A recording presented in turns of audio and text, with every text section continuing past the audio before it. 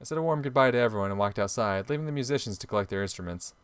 I couldn't get a dumb smile off my face the entire way back home. I occasionally caught my reflection in shop windows and tried to suppress it, but the idiotic grin would reappear within a minute. The excitement wouldn't let up. There was no reason to celebrate, but my feet brought me to the familiar bar by themselves. When I walked out, quite tipsy, the sky above the city was decorated with a myriad of stars. A couple of beers helped me calm down and collect my thoughts. Maybe I really did need a break. Yeah, this definitely wasn't a good time for music or learning how to read it. But the tightly folded sheets with Zed Field's songs set tightly in my pocket. Whatever works. Although I could also gain something more practical than just emotional benefit out of the situation. With disgust, I remembered Kagome's words about trying to get closer to Ellie. Was it the same disgust that I had felt the first time? Iwamura would probably be happy to hear that I was successful at strengthening my relationship. Ugh. For a second, I imagined that everything in my life was finally getting back to normal. Kobayashi Corporation would release Kagome's father, Irina would return to the USSR, Catherine would go back to the US where she belongs. Either due to the fairy tale nature of the idea or the alcohol, I disappeared into this daydream for a good 10 minutes. Having forgotten about everything, I was just floating down Tokyo streets, filling my lungs with the spicy air of freedom and security. Until a disturbing thought pierced my mind. Where she belongs. Wait, I was talking about Katya. The girl I had sworn to love forever. The picture of that bright future dimmed before my mind's eye. The vivid colors turned dark, the painting became covered in dirt, mold, and spiderwebs, and then turned to ashes. Could I just do away with the feeling that had defined my existence for the past few years? To rip apart, destroy, and throw away the love that had seemed unbreakable not so long ago? What would take its place? Or was I supposed to spend my remaining days on Earth with a hole in my heart? I was the one who chose this life. I made a vow. Not to her, but to myself. Hot tears burst out of my eyes. I didn't know if they carried more regret or resentment. Damn, homie going through it. The lights were on in my house. Uh-oh. It was chilly outside. I managed to sober up a bit, but the treacherous lightheadedness let me know that my condition was plain for anyone to see. I don't want Himitsu to see me like this, especially considering how we had left things last time. We hadn't seen each other for several days, and what had I been doing? Although it's not like I had much choice. What would I do, sleep outside? I opened the door, slowly, took off my shoes, and just as slowly walked to the kitchen. I tried to control my every step, in order not to wobble or show any other signs of my good mood. Nika-ken? Himitsu was sitting behind the empty kitchen table. Good afternoon. I mean evening. And I immediately failed. You're late. Yeah, kinda. She cast a quick glance at me, but that was enough. Were you drinking? Just a bit. Why was I apologizing? Suddenly I felt extremely angry with myself. Your choice, she said in a voice so calm that it made me want to offer even more excuses. Sunshine, don't do this. What? You know. I don't. Get his ass, Himitsu. Don't be so passive-aggressive. Passive-aggressive, Nika-ken? She smirked threateningly. I do love that smirk, though. And what would you call your behavior? Active-aggressive?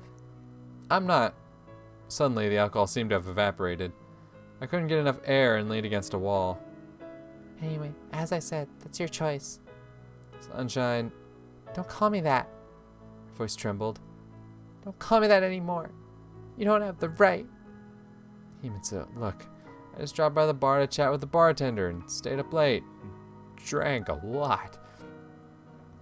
You could have just not come back at all. But this is still my home.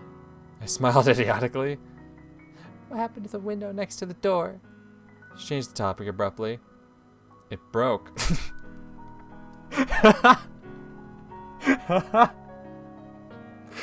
Fuck yeah, dude. The best comeback you could have had. What happened to the window? Well, I think it got broke. I'm no Sherlock Holmes, but my mind says that's not an intact window. Survey says. And the door? What about it? You think you cleaned it that well? I did think that, yeah.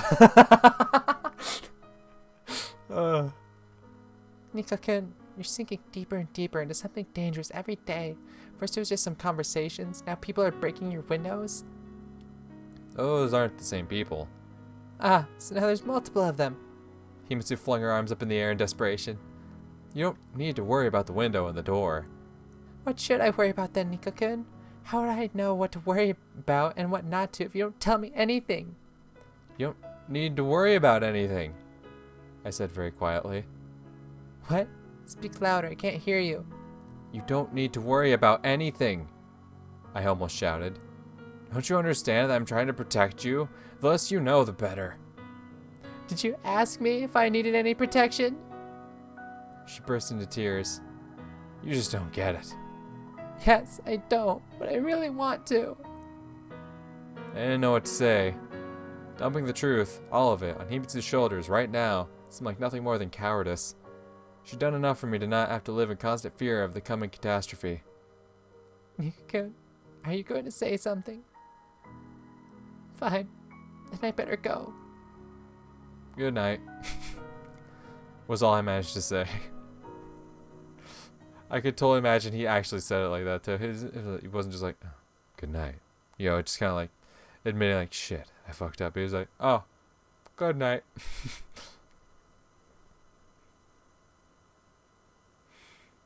When she left, I got a terrible headache. I poured myself a half glass of whiskey and drank it in one shot.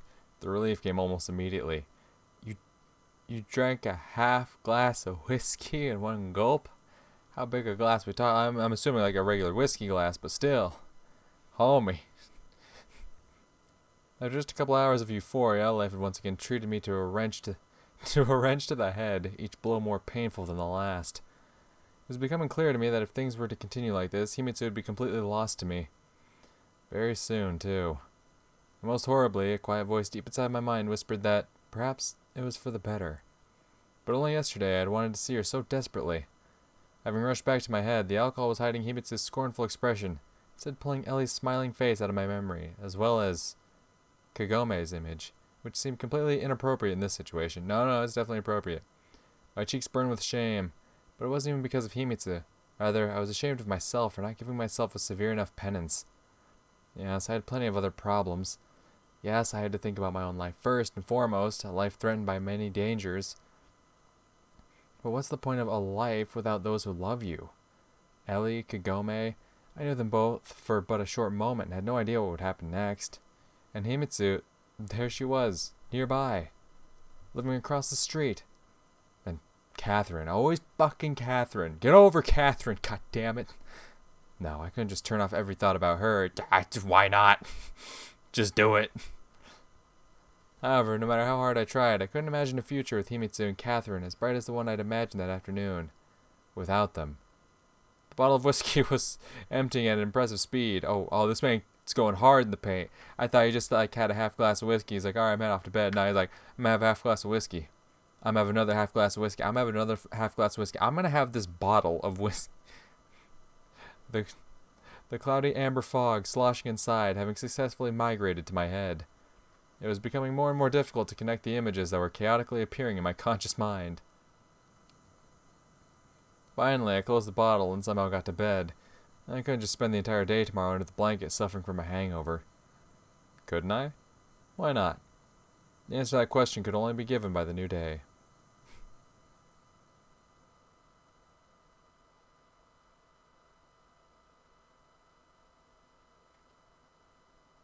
Okay.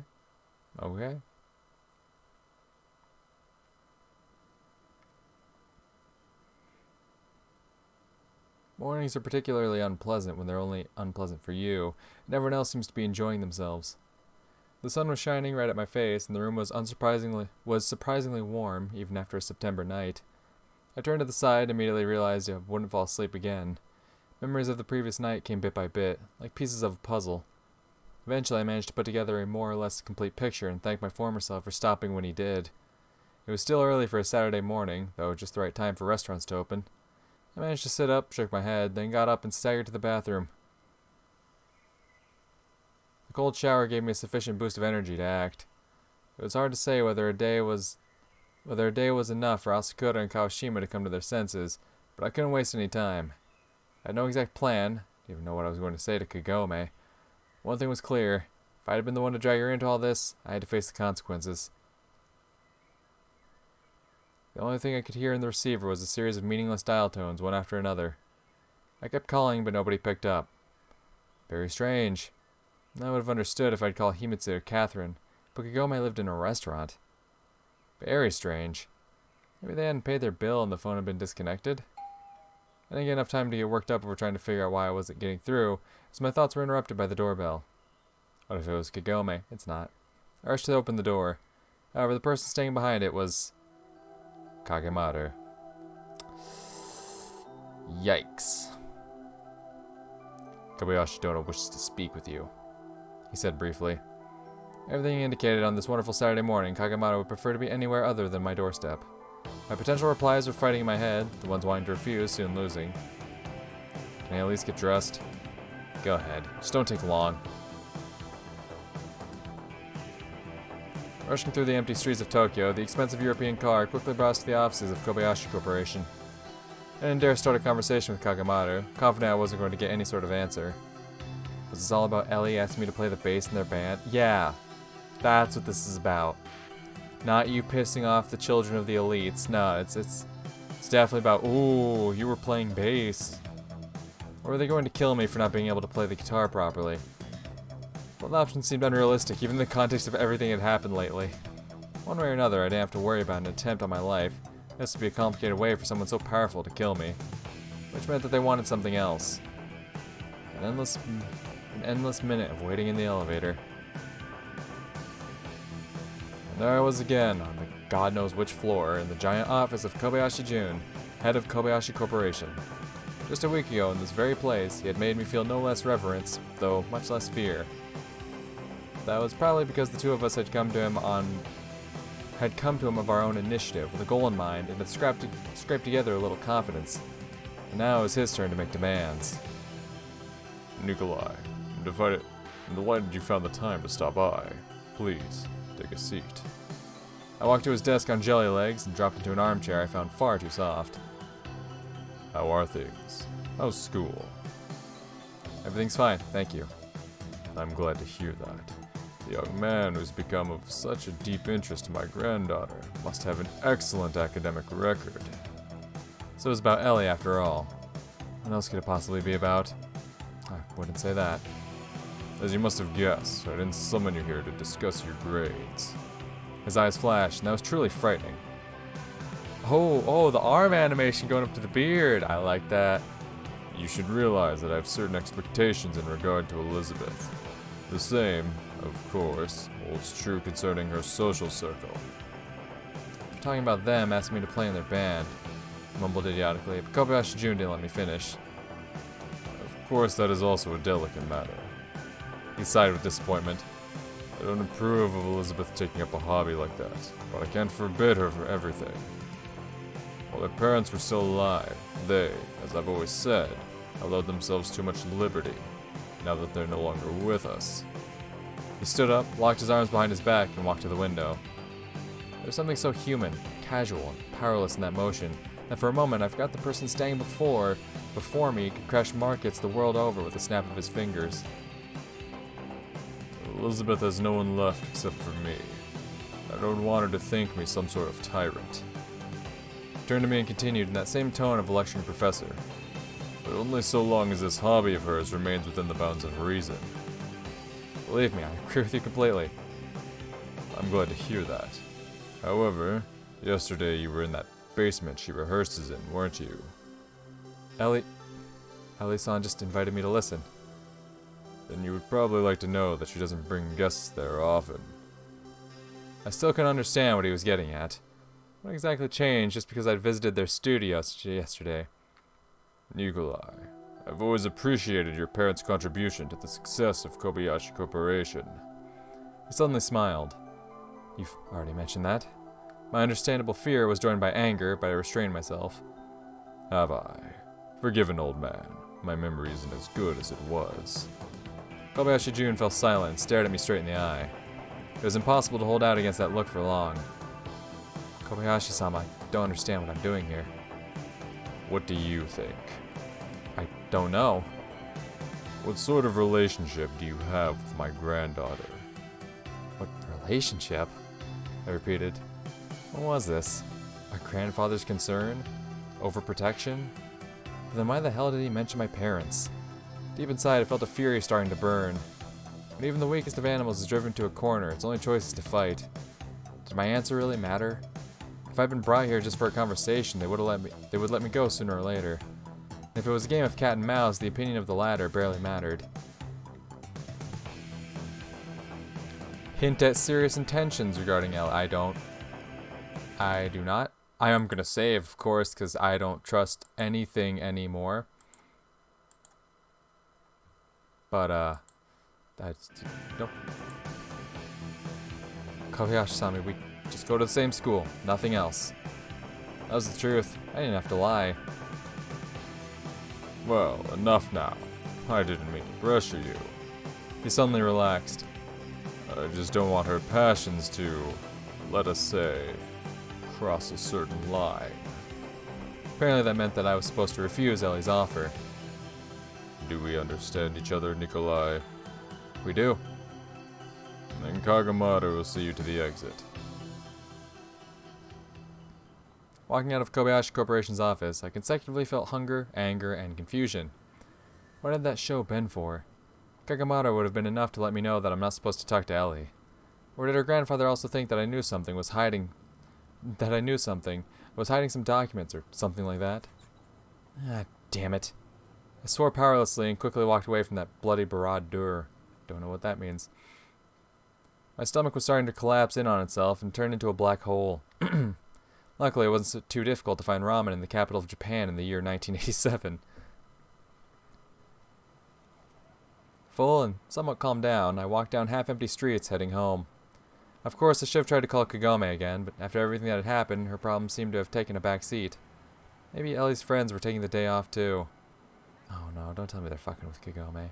People seem to be causing me a lot of problems lately, so I decided to go where I'd come across as few as possible. The park. How did things even end up like this? In the play that was my life, I got the role of Romeo, except without Clan Montag behind me. And Kobayashi Jun, a real Capulet, was threatening to bring my time on Earth to its end, were I even to look at as Juliet. Our relationship seemed to be of interest to third parties too, the KGB, represented by Irina, and Kagome in search of her father. If we were in another one of Shakespeare's stories, it would probably have been interesting to me too. Though, could well have found myself in Hamlet rather than Romeo and Juliet. Obviously, my desire to get back at Kobayashi Corporation was like threatening the sky with a fist. Besides, I couldn't be sure that he was to blame. There was always the possibility that the car accident really was just an accident. Plus, deep inside, the old man didn't make me feel that oppressive disgust that murderers evoke. But he probably wouldn't have the position he does without knowing how to make the right impression. All these pointless attempts at finding out who to blame were making my head swell. It was long past time to return home and try calling Kagome again. I headed towards the park's exit, but as I turned down a quiet path, I found myself witness to an unexpected sight. Sitting on a bench were Michael and... Catherine!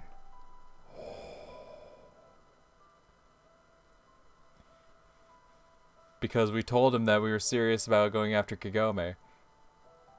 So Michael wanted to be a homie. He was like, "Are you sure? Are you sure?" Trying not to make any noise, I sneaked closer and hid in the bushes. They were so sure they were alone, they were speaking fairly loudly, and I had no trouble hearing every word. Or no, Michael is some kind of like undercover agent, right? I realize it might seem sudden to you, but I have thought it through. Michael said in his normal voice, but I'd known him long enough to figure out he was nervous. We've only known each other for a couple of weeks. Meanwhile, Catherine clearly felt uncomfortable, even if she was trying not to show it. My feelings aren't going to change. So that's what it was. I had become an unwilling witness to a love confession. If it had been any other girl but Katya, I would have found this funny. This situation was anything but. Moreover, just a couple days earlier, I would have probably jumped out of the bushes and punched Michael in the face. Later that meeting with Kobayashi Jun had somehow cooled me down. There was another reason I decided to see how the conversation would go before rushing into action. I'm flattered, really, but if it's about Nick, what does Nick have to do with this? What doesn't he? Things are long over between us. Her words hurt me way more than I'd expected. Of course, the statement of fact that our relationship had ended a long time ago, and by now we were strangers to each other, didn't change a thing. But I felt like a cripple rudely reminded of his handicap. Then what's the problem? Michael, do you really think this is how it works? I don't know. I've never been in a relationship. Catherine just scoffed vaguely in response. Does that mean I can assume you don't feel the same? You can assume whatever you want, but I'm not ready to promise you anything. Seems she was just bullying Michael in her usual manner. For a second, I even pitied the poor guy. Of course, few people would be happy to find out that their ex-girlfriend had started dating their friend. But at the moment, I was surprised more than enraged. I'll talk to Nick. Jesus Christ, why? Even I, sitting in the bushes, felt secondhand embarrassment. Is he my father, brother, and husband all at once? Why would he make decisions for me? If you can't give me an answer... I already have. So it's a no. Catherine turned her head to the side just to avoid looking him in the eye, and her gaze suddenly stopped at exactly the spot where I was hiding. I was sure there was no way Katya could see me through the thick layer of vegetation, but suddenly something seemed to have changed about her. Do you pressure every girl like this, demanding an answer? I've already told you, I don't have much experience in these things. Then I'll tell you what, you need to work on your approach. What do you mean? At least try to imagine what the girl is feeling, and pay less attention how others see you. She smirked, suddenly lowering her voice. If you say so. Michael looked pretty confused, like he'd been called up by a teacher to analyze mistakes he had made on an exam. Michael. In every other regard, he had always come off as a calm, reasonable, confident young man. But right now, sitting next to the girl he liked, he was acting like a shy first grader at the start of the school year. God, even Kyosuke would have done better. No, my cautious American friend. Love can't be learned from textbooks. I'm glad we understood each other. Then I have a chance. The Lord works in mysterious ways. Catherine said, just as mysteriously, stood up, smiled, and slowly passed by the bushes I was hiding in, though she didn't even look at them. The theatrics at the end were probably too much, but it looked like Katya had managed to impress Michael somehow. For a good while after she left, he just sat there alone thinking about something. Felt a bit uncomfortable that I could see him, but not the other way around. It's one thing to eavesdrop on a conversation between two people. Their behavior doesn't change much whether they're observed or not. But alone with themselves, people can often allow themselves more than they do in public. Not Michael. He kept sitting still, like Rodin's thinker, and just stood up and confidently headed for the exit. Actually, I shouldn't have had anything to do with this. Now, instead of resolving more pressing issues, I was going to spend the entire rest of the day thinking about Catherine. Why? Catherine, stop! Jumped out of my hiding spot, ran to where she had been sitting with Michael just recently, kicked the innocent bench as hard as I could. Ah! Of course it didn't go well. I almost broke my toe.